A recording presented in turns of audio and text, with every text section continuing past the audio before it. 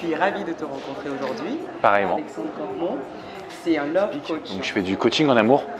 Depuis 2007, j'ai la chance de diriger 2 cabinets de coaching, un à Paris, un à Miami. Donc je me suis installé aux USA il y a 2 ans et demi désormais. Et le coaching en amour, ça s'adresse à tout le monde. Ça peut être les célibataires, les personnes qui sont en couple. Il y a aussi du coaching forcément en développement personnel, sur la confiance en soi, la réalisation un petit peu de ses envies, de ses rêves.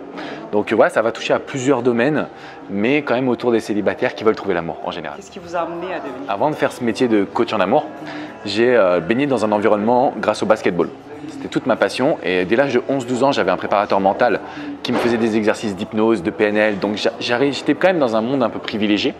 Et quand je suis arrivé à l'université, je me suis retrouvé avec des personnes qui manquaient de confiance, qui n'étaient pas épanouies, qui se posaient beaucoup de questions sur le fait de socialiser.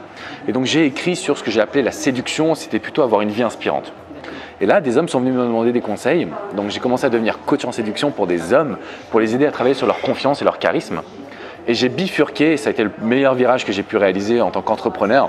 J'ai bifurqué pour donner des conseils aux femmes. Donc j'ai été le premier homme à donner des conseils aux femmes. Oui, c'est vrai. Et du coup, c'est ça qui m'a permis de devenir coach. Mais en fait, je ne me suis pas dit je vais devenir love coach. Je me suis dit je vais écrire, je vais diffuser ce que j'ai appris grâce à la préparation mentale, grâce au sport, pour que les gens aient confiance en eux. Et ça a bifurqué naturellement vers la séduction, et puis après vers la vie de couple, et puis après vers la rupture sentimentale. Et puis depuis 11 ans, désormais, je fais que ça, quoi. Comment ça se passe en fait, les séances de coaching? Disons que la problématique, c'est pas les mêmes. C'est-à-dire que quand on veut trouver l'amour, ça va être un travail qui va être un peu plus long. Quand on veut sauver son couple, généralement, il faut que 1 à 2 séances pour pouvoir réaliser un bon travail en profondeur. Donc je dirais qu'en temps normal, si on veut faire du love coaching, il faut compter 3 séances, grosso modo, avec du suivi par email entre les séances pour voir quel est l'impact des actions qu'on a menées. Donc je dirais qu'en 3 séances, on peut vraiment changer radicalement sa vie sentimentale. Comprendre ce qui s'est passé, les schémas dans lesquels on est. Quand on arrive à enrayer le schéma dans lequel on est, donc le mauvais modèle entre guillemets, derrière tout déroule et puis on peut vraiment prendre sa vie en main.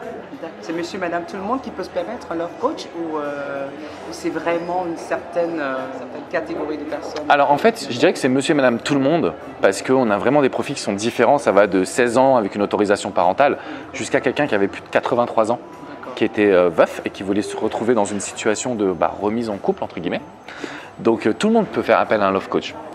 Par contre, c'est vrai qu'aujourd'hui, la majorité, ça va être des femmes entre 30 et 40 ans qui ont tout réussi dans leur vie, vraiment. Leur boulot, leur carrière, les relations sociales. Il leur manque juste, je pense, la compréhension de l'homme et établir une relation stable. Donc ça, c'est mon profil un peu plus, on va dire, spécialisé. Mais je crois que tout le monde, moi le premier, on a tous besoin d'un coach, quelqu'un qui est un peu externe et qui va nous donner des conseils. Donc voilà un petit peu pour la typologie de clients.